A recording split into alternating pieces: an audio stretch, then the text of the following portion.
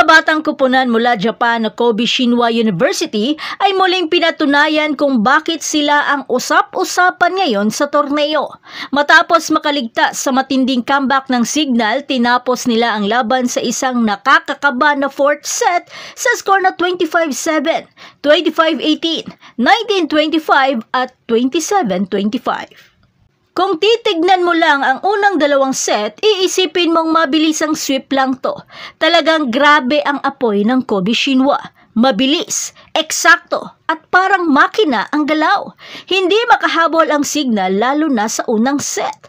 Kinarne ng husto sa score na 25-7. Habang sa ikalawang set naman, kontrolado pa rin ng mga batang Hapon sa score na 25-18. Pero akala ng lahat tapos na agad ang laban. Pero ang HD Spikers hindi basta sumusuko. Sa ikatlong set, bigla silang nabuhay at nagising.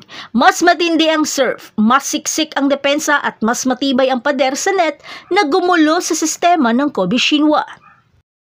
Si Roslyn Doria ang naging halimaw sa set na ito. Timing sa tira at ang kanyang pangmalakasang quick attack at malapader na blocking sa net. Mula sa 12-14 na abante ng Kobe Shinwa, biglang rumatsada ang Signal ng 9-1 run. Grabe ang hiyawan ng mga crowd. Nagkamali pa sa serve si Miyazaki na nagbigay ng set point sa HD Spikers. At kahit nag-error sa header, bumawi agad siya sa isang matapang na off-the-block hit. Kaya nakuha ng Signal ang panalo sa ikatlong set sa score na 25-19. Kaya na-extend ang bakbakan sa fourth set. Pagdating sa fourth set, eto na ang tunay na drama. Bit-bit ng Signal ang momentum. Ganado mula sa pagkapanalo sa ikatlong set. Patuloy ang mga mabilis na tira ni Doria, uminit si Acuna at biglang mas buo ang laro ng HD Spikers. Umabante sila sa score na 20-16 at kontrolado na ang laro. Marami na ang nag-aakala na sigurado na itong aabot sa fifth set.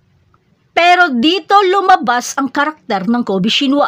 Mga estudyante lang to pero naglaro parang veterano. Isa-isang binawasan ang lamang gamit ang drop balls at mapanling lang na mga tira hanggang sa umabot sa 22-24, dalawang set point para sa Signal.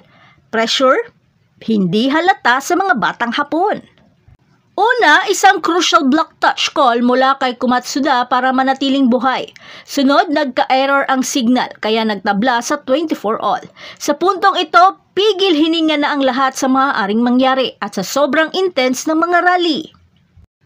Nag-challenge ulit ang Signal at nanalo sa net fault challenge, kaya set point na naman.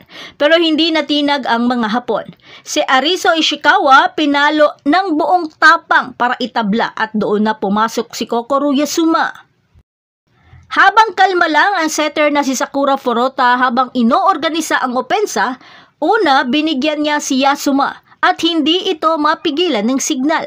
Pagkatapos silang masagip ang tip ball ni Erica Santos, bumalik ulit si Furuta kay Yasuma at doon na isang malakas na palo na tumagos sa dalawang blockers kaya ball game sa score na 27-25 para sa Kobe Shinwa. Pagdating sa stats, stand out si Nagisa Komutsuda. 21 points, 19 mula sa atake, dagdag pa ang 11 excellent reception. All around talaga si Kumatsuda. May 15 points naman si Ishikawa, 12 points si Yasuma at 11 points si Miyazaki.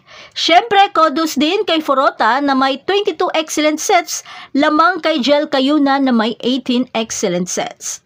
Yes, tambak sila sa blockings. Isa lang kontra sa 12 ng Signal. Pero ang bilis at mga diskarte sa mga tira ng Kobe Shinwa ang bumawi. Sabi nga ni Kumatsuda pagkatapos ng laban, kailangan nilang halinhinan ang spike at drop shot at double effort sa service reception kasi kilala ang mga Pinoy sa malalakas na serve. Simple pero epektibo. Sa panig naman ng Signal, saludo pa rin sa ipinakitang laban. Si Doria ang nanguna na may 16 points at 5 blocks.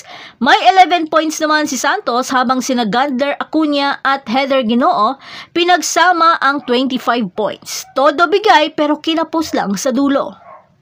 Ang panalong ito ang nag-angat sa Kobe Shinwa na may 3 panalo at 1 talong record, kapantay ng Cheritigo sa second place. At eto ang matindi, maghaharap sila para sa do-or-die match papuntang finals. Samantala, bagsak ang Signal na may 1 panalo at 4 na talong record, halos laglag na sa kampanya. Sa huli, composure ang nagpanalo dito. Veterano ang dating ng batang kupunan na Kobe Shinwa, hindi sila nataranta, hindi sila bumigay. Hinarap nila ang comeback ng Signal at sila pa rin ang naghatid ng huling dagok.